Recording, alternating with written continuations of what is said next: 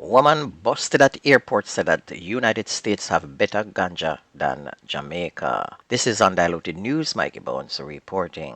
An American woman who was busted with 3 ounces of ganja on arrival in Jamaica reportedly told police at the Sangsters International Airport that she brought the weed into the island to show her friends that marijuana grown in the United States of a higher quality than in Jamaica. Courtney Elizabeth Baker, a 37-year-old chef businesswoman from New York, pleaded guilty to possession and importing ganja when she appeared in the St. James Parish Court on Wednesday. According to court documents, on February 25 about 12:30 p.m., Baker arrived on a JetBlue flight from New York. And when cautioned, she reportedly said to the police, "I was taking it to show my Jamaican friends that there is better weed in the U.S." She was ordered to pay a fine of $30,000 or 30 days in jail for importing the drugs. Jamaica Security Minister praised convictions in the gang trial. National Security Minister Dr. Horace Chang says the historic criminal convictions handed down by Justice Sykes over several days in the Klansman gang trial were a testament to strengthened policing capabilities and an effective criminal justice system. He argued that the precise and purposeful work of the professionals who were involved in investigating, compiling, and prosecuting is highly commendable.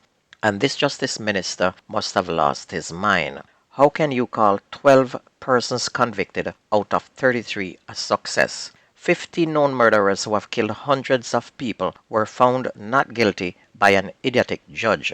Men who are known to cut off people's head, burn down houses, and murder people in broad daylight are now back on the street.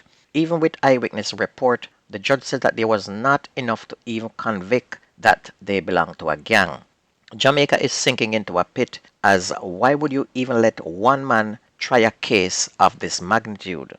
The man doesn't even understand that a gun with a magazine that holds 9 rounds can fire 10 shots. That's the judge. He does not understand that one shot is in the head of the gun, then you put the clip in which holds 9. A policeman explained that one of the gangsters fired 10 shots at him. The judge said that was impossible throughout that case. And this case is a failure. And now Spanish Town will soon start run red again, as the fight for turf is now just going to escalate. Every murder committed by these released gunmen, the victim blood is going to be on the shoulder of this judge. The Jamaica Teachers Association and the government are still at odds over the pay offer made as part of the compensation review program, which could lead to further disruptions in the educational system. On Wednesday, during a special delegate meeting of the Jamaica Teachers Association in St. Andrew, the island teachers rejected the government's pay offer. Dr. Nigel Clark, Minister of Finance, pleaded with the teachers on Tuesday to accept the $12 billion wage plan and give the parties time to resolve outstanding issues.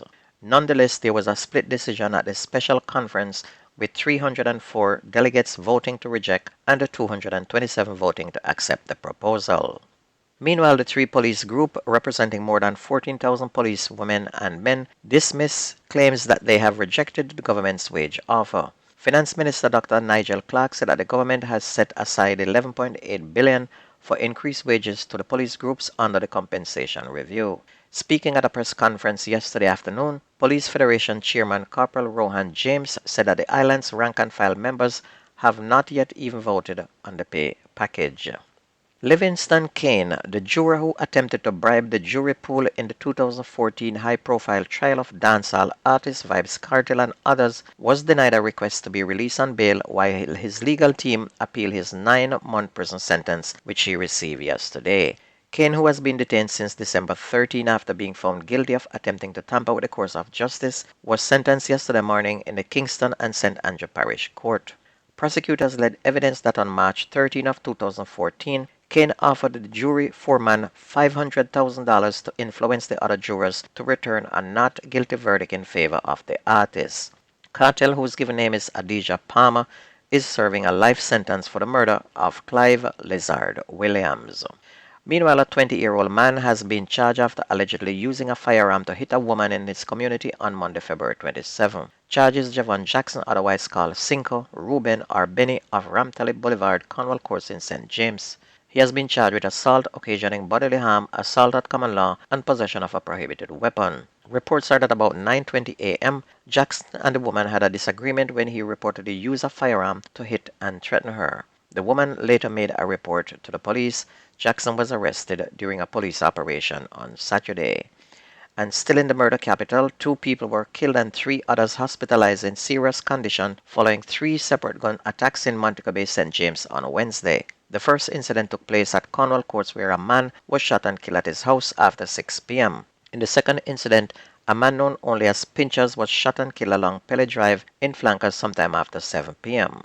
3 more people were shot in Paradise in Norwood sometime after 7 p.m. So that makes 5 shootings with 4 persons dead in less than 12 hours in St. James. A man who was featured multiple times on the police most wanted list was shot and killed by members of the security forces on Thursday in West Kingston. That is 31-year-old Karen Kadula Andrews, who was wanted in connection with a double murder and a shooting. According to a report, members of the security forces were conducting a joint police-military operation in the Studley Park Road area when officers acting on a search warrant entered the premises and were greeted with gunfire by Angus. The lawmen reportedly returned fire, hitting Angus to the upper body. He was rushed to the Kingston Public Hospital where he was pronounced dead on arrival. A black Canic TP9 pistol along with 1 live round was retrieved following that incident. A man who was reportedly involving a shooting at a party in Palmer's Cross in Clarendon was apprehended at the Norman Manley International Airport in Kingston as he tried to flee the island. Linval Thompson, 31, otherwise called Saskel O'Brien of Chateau District in Maypen in the parish, has since been charged with wounding with intent, illegal possession of firearm and ammunition, use of a firearm to commit a felony, and robbery with aggravation. And reports that on Saturday, February 25th, Thompson and another man entered the party and robbed the organizers of $100,000 before opening gunfire at the crowd. 6 people were shot and injured, including a police officer. The injured people were taken to hospital where they were treated for gunshot wounds. Thompson was subsequently charged as he tried to flee the country. On to sports. South Africa led the West Indies by 73 runs at stumps last night on the second day of the second test as only Jason Holder put up any resistance against the home team bowlers on Thursday. Holder hit 81 not out at number 8, but the West Indies were still all out for 251 in their first innings, well behind South Africa's 320. This morning, South Africa came back into bat and the second innings and were 104 for 5, a lead of 177. And as far as we see, there will definitely be a winner in this game. On to football, Jamaica Reggae Boys will clash with Trinidad and Tobago tomorrow in Montego Bay at the Montego Bay Sports Complex. Both coaches of the team said that they are not happy with the condition of the field, but they will have to make do. The deputy mayor of Montego Bay said that they were not given enough time and were only given 3 weeks to prepare the field. Well, bumpy or not, it's going to be a good test of both teams, and as far as we see, Jamaica playing on home soil should beat Trinidad. Anyway, if you ever miss the news on this radio station, please go to YouTube, type in Jamaican Undiluted News, listen, like, share, and subscribe, and keep us going. My name is Mikey Bones. Have a wonderful weekend. I gone.